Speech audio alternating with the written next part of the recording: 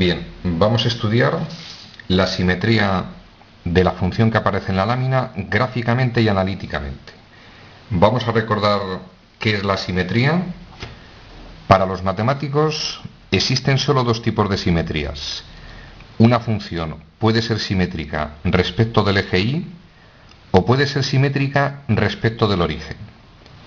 Si es simétrica respecto del eje Y, dicen que la función es par, y si es simétrica respecto del origen, dicen que la función es impar. Método gráfico. Tenemos representada la gráfica de la función, evidentemente una línea recta.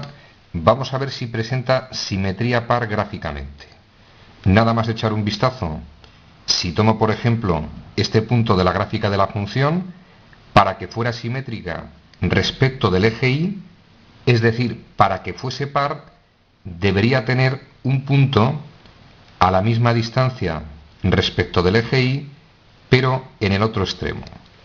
Vemos que no presenta simetría respecto del eje Y.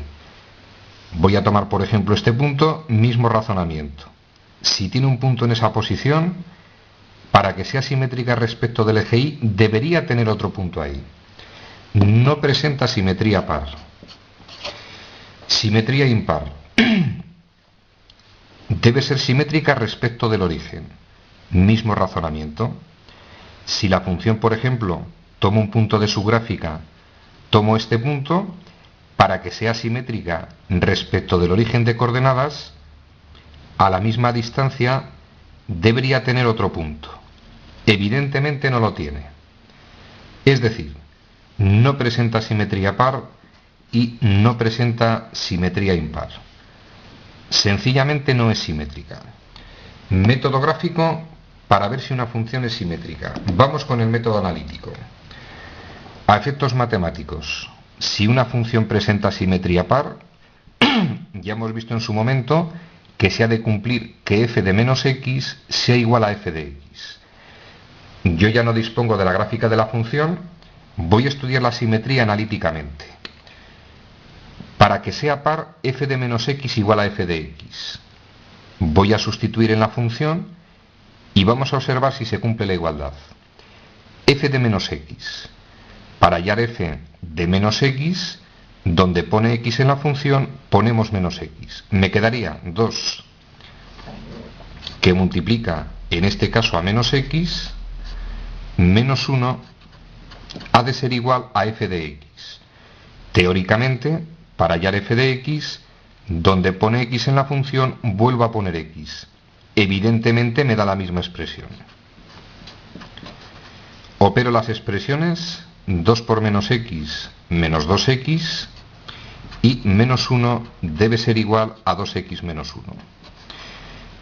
Evidentemente no se cumple la igualdad. El miembro de la izquierda no es igual al miembro de la derecha. Tenemos el menos 1 en los dos miembros, pero aquí aparece más 2x y aquí menos 2x. No se cumple la igualdad, no es par, no es simétrica respecto del eje Y. Veamos si es impar.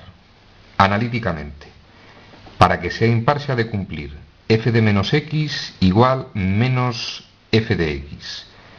¿Cómo hallamos f de menos x? Donde pone x en la función, ponemos menos x. 2 por menos x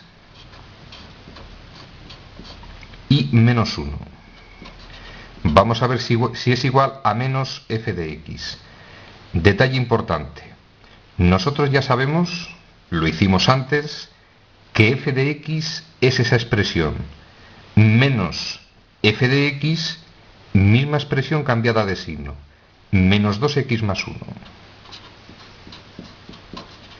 Opero la expresión 2 por menos x, menos 2x, menos 1, vamos a ver si es igual a menos 2x más 1.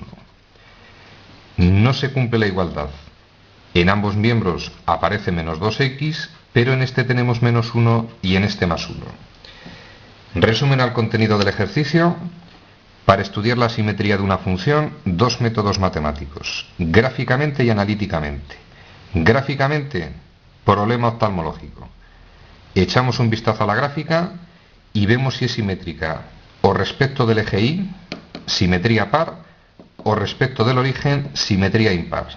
Y analíticamente aplicamos las definiciones, comprobamos si se cumplen las igualdades, si se cumple una de las igualdades, si sería simétrica, si no se cumple ninguna, sencillamente la función en cuestión no presenta simetría.